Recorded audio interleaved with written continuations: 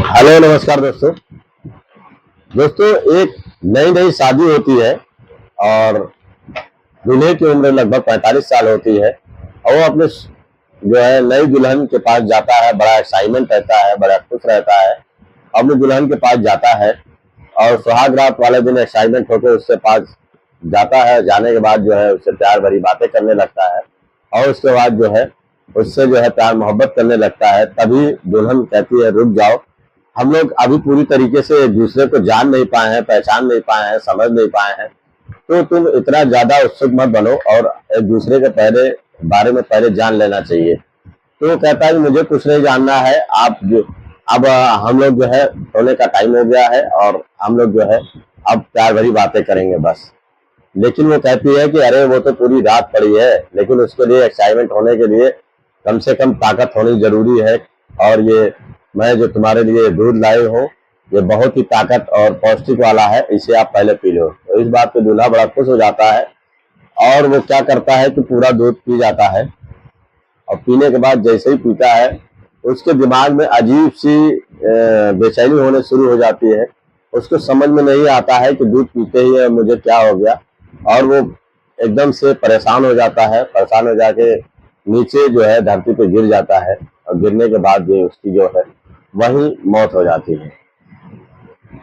तो ये दोस्तों सबसे बड़ी चीज है कि उसकी मौत कैसे होती है, आखिर इस दूध में जहर क्यों मिलाई होती है। दूध में जहर मिलाई रहती है, इसी वजह से वो उस धरती पे गिरता है और वहीं पर मौत होती है। तो ये दूध क्यों में जहर क्यों मिलाई होती है और अपने पति को जो है बिना जाने समझे कुछ बोलने का मौका भी नहीं देती है और उसे जहर देके मार देती है।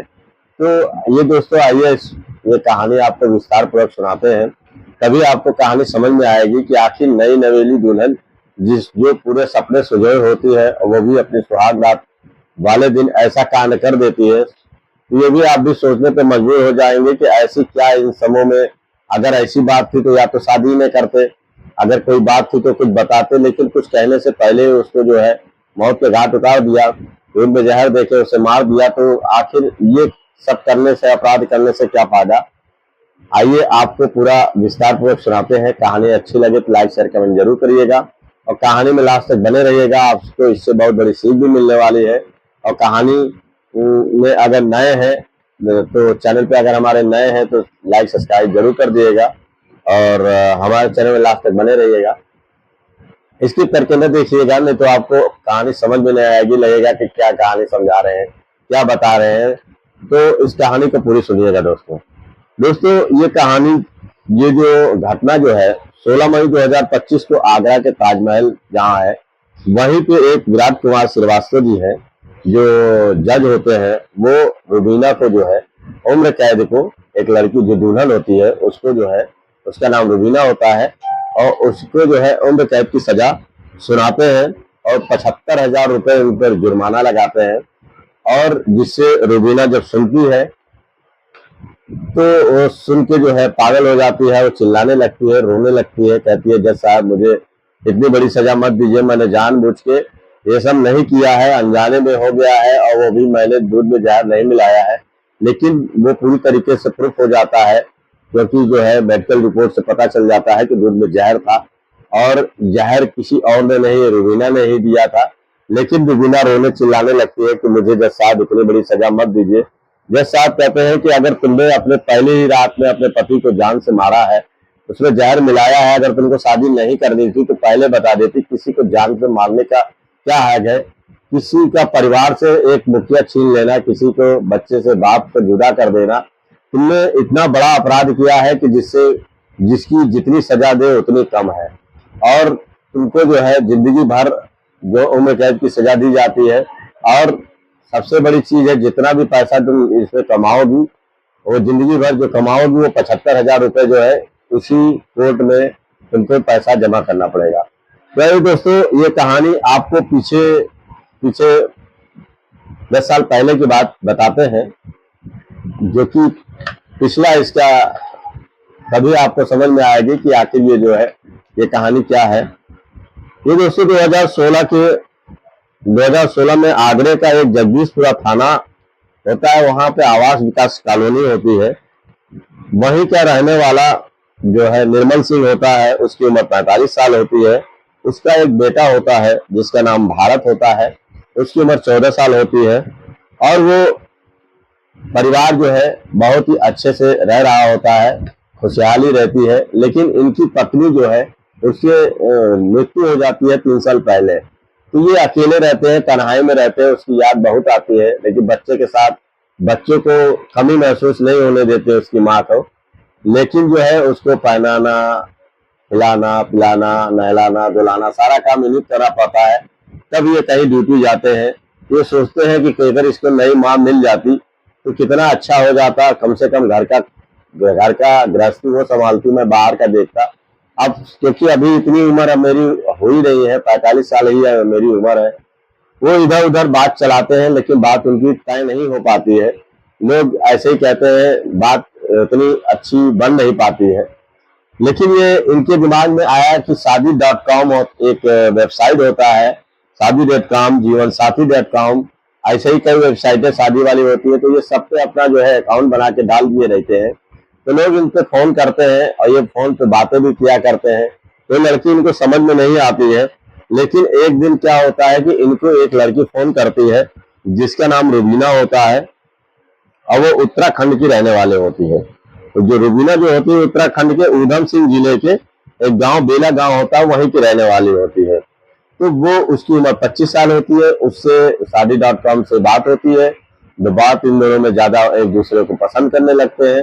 फिर एक दिन निर्मल सिंह जी जो है शादी.com से बात करते हैं, और बात करने के बाद जो है वो रुबीना से प्यार भरी बातें करते हैं। फिर ये एक दूसरे को पसंद करने लगते हैं रुबीना को। रुबीना भी बताती है कि मैं भी, मेरे माता पिता नहीं है, मैं अकेले रहती हूँ, मेरे पास इतने पैसे नहीं है कि मैं घर खर्चा चला सकूं, किसी तरीके से अपना पेट भर लेती हूँ इधर उधर झाड़ू पोछा करके। इस बात पे जो है निर्मल सिंह को बहुत दया आ जाती है। वो कहते हैं कि ऐसी औरत जो है अगर मेरे घर में आ जाएगी तो मेरे लड़के का देखभाल भी करेगी, और इसको जो है सब सब कुछ मिल जाएगा, तो इसको खुशियां भी सारी मिल जाएंगी। ये लड़की जो है बहुत ही मेरे घर में सुटेबल रहेगी, अच्छी रहेगी। इनके मन में यही बात आती है। फिर ये क्या करते हैं कि अपने बेटे से कहते हैं, देखो बेटे, तुम्हारी उम्र अभी कोई ज्यादा नहीं है और मेरी भी उम्र अभी कोई ज्यादा नहीं है। अभी मैं दूसरी शादी कर सकता हूँ क्योंकि तुम्हारी माँ की बहुत जरूरत है। खाने बनाने वाले आ जाएगी, कपड़ा धोने वाले आ जाएगी, और मैं जाता हूँ उत्तराखंड और तुम्हारी माँ को जो है ढूंढ के वहीं पे शादी करके तुम लाता हूँ। तो ये कह के वो घर से निकल जाते हैं 24 मई को।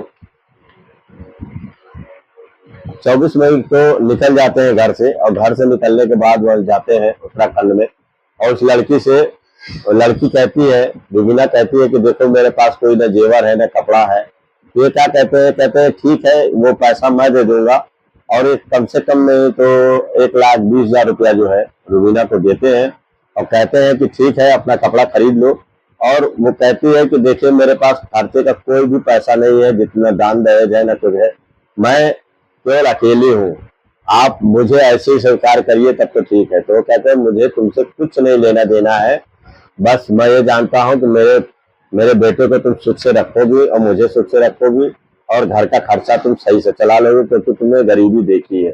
ये बात पे वो बहुत ही खुश रहते हैं कि रुबीना जो है देखने में भी खूबसूरत थी और अच्छी थी। वो कहते हैं कि कम से कम गरीब घर की लड़की रहेगी तो हम लोग को समझेगी, बेटे को समझेगी, और पैसा और घर द्वार अच्छा देखेगी, तो यहीं पर रम जाएगी। तो इसी वजह से वो उससे शादी करने के लिए बाकायदा जो है सब कुछ जो है खर्चा करते हैं, और शादी करके जो है उस रुबीना को अपने घर ले आते हैं। और जब रुबीना को अपने घर ले आते हैं तो बेटे से मिलवाते हैं। बेटा बहुत खुश होता है, बेटे से बहुत अच्छे से मिलती है। तो रुबीना से कहते हैं कि देखो ये मेरा बेटा है, इसको तुमको अपनी माँ का प्यार देना है, क्योंकि इसकी माँ अभी जल्दी खत्म हुई है, बेचारा माँ से अनजान हो गया है, और तुमको इसको देख रेख करनी है। तो रुबीना कहती है कि अरे ये भूल जाएगा कि मेरी असली माँ कौन थी, मैं इसे इतना प्यार दूंगी कि आप जो है कोई कहेंगे कि आप कहीं से लाए हैं। मतलब शादी वाकई कितनी अच्छी चीज होती है। इस बात पे जो है क्या करते हैं कि शादी जब धूमधाम से हो जाती है तो वो क्या अपने घर में वो बढ़िया से सजावट करते हैं, और सजावट करने के बाद जो है बढ़िया से सुहाग रात वाले दिन बढ़िया से स्टेज सजाते हैं। स्टेज सजाने के बाद जो है अपने कमरे में जाते हैं और जाने के बाद बड़े खुश होते हैं। खुश होने के बाद रूबीना से कहते हैं, देखो रूबीना, तुमने मेरा घर सुखमय कर दिया, पूरा घर रहला रहा है, हर कोई खुशी से चमचमा रहा है, मेरा बेटा कितना खुश है, मैं तुम्हारा बहुत शुक्रगुजार हूँ। और उसके बाद जो कहते हैं कि चलो हम लोग प्यार किया जाए। और मैं भी इससे बहुत ही वंचित था काफी दिनों से। तो उस बात पे रूबीना कहती है कि ठीक है, आप इतने कावले मत बनिए, लेकिन एक दूसरे को जान लीजिए, समझ लीजिए। अभी हम लोग की नई नई शादी हुई है, पूरी रात बाकी है, अभी इतने उत्सुकता दिखाने की क्या जरूरत है। इस बात पे जो है रूबीना कहती है कि देखो, मैं तुम्हारे लिए एक जोशदार बहुत बढ़िया दूध बना के लाई हूँ, इससे तुम्हें रात भर कोई दिक्कत नहीं होगी और रात भर हम लोग मजे करेंगे।